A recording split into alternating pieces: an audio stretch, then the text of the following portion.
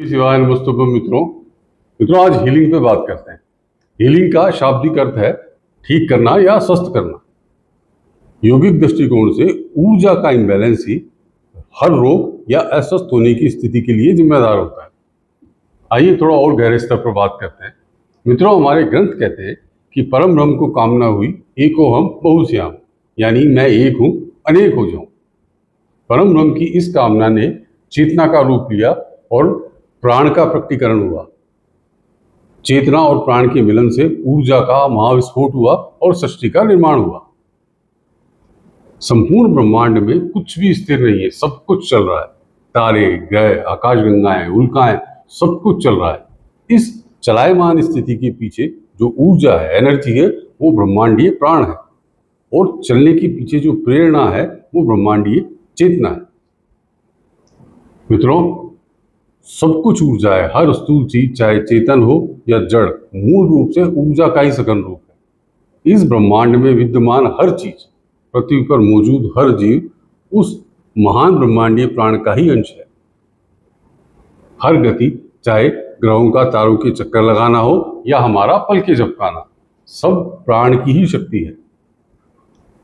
मनुष्यों में चेतना चित्त के माध्यम से काम करती है। हमें कर्म करने की प्रेरणा चित्त से और कर्म करने की शक्ति प्राण से मिलती है। यानी चित्त मानसिक शक्ति और प्राण जीवन शक्ति। जीव को जीवित और स्वस्थ रहने के लिए दोनों बराबर मात्रा में चाहिए। दोनों में से किसी की भी कमी, मतलब अस्वस्थ या जीव का अंत। चित्त और प्राण एक दूसरे के पूरक है और एक दूसरे पर आश्रित है। परंतु चित्त की अपेक्षा प्राण स्थूल है।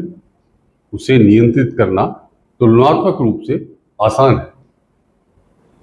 अनियंत्रित और अव्यवस्थित श्वसन हमारे चित्त को अशांत करके मन को निरंकुश बनाता है और अनेक रोगों का कारण बनता है, क्योंकि निरंकुश मन तमस बढ़ाता है। इससे नेगेटिविटी बढ़ती है और यही नेगेटिविटी अनेकों रोगों के मूल में होती है। मित्रों, हमारे द्वारा ली गई प्राणवायु का 25% भाग तो केवल मस्तिष्क लेता है। तो जब मस्तिष्क तक प्राणवायु कम पहुंचेगी तो उसकी क्षमता पर इसका बहुत बुरा असर होता है। पूरा अंतःकरण इस वजह से विकारग्रस्त होता है और रोगों का कारक बनता है।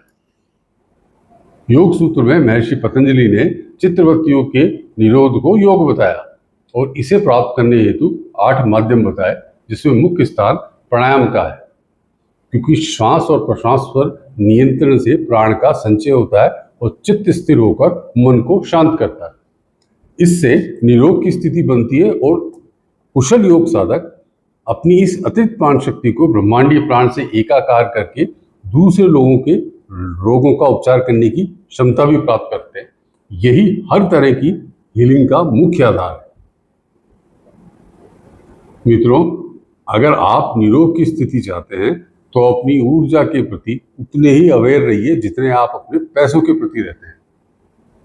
फिजूल खर्ची सिर्फ पैसों की नहीं होती है, फिजूल खर्ची हमारी एनर्जी की भी होती है। प्रैक्टिकल लाइफ में हम हमारी एनर्जी को इस तरह से बर्बाद करते हैं जैसे वो वेस्टेज है, जबकि ये हमारी सबसे बड़ी कैपिटल है, सबसे बड़ी पूंजी है। ऊर्जा के प्रति मितव्ययी नजरिया कैसे बनाया जाए, इस पर अगली वीडियो में बात करेंगे। नमस्कार, मैं उमेश शर्मा, ऊर्जा सेंटर से।